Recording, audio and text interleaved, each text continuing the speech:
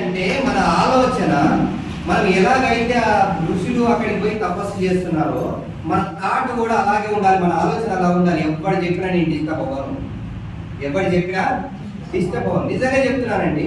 ఇవాళ చేస్తే 2-3 సంవత్సరాలు పని చేస్తే లక్షల్లో డబ్బు అవుతుందని చెప్తున్నాను. కానీ ఎందుకు చేయట్లేము, మనం ఎందుకు చేసుకోవట్లేము? నిజంగా ఒకసారి మీరు ఆలోచన చేసుకోండి. చేస్తే లక్షలు వస్తాయి కానీ వద్దు. నిజంగా అందుకే చెప్తూ ఉంటా, డబ్బు అందరికి అవసరం ఉండదు. డబ్బు అవసరం అందరికి ఉండదు. మీకు అవసరం ఉందని అంటారు కానీ ఆ రూట్లో రోజు పని చేయాలి కదా.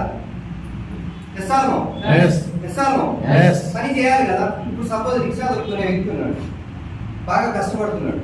నేను వెళ్ళి చెప్పాను, బాబు ఇంత కష్టపడుతున్నావు కదా, ఇవి బెస్ట్ బిజినెస్ చేయి, నీ జీవితం మారిపోద్ది, నువ్వు కూడా నాలా కారులో తిరుగుతావు అని చెప్పాను. వచ్చి నాతో జాయిన్ అయ్యి బిజినెస్ చేస్తాడా?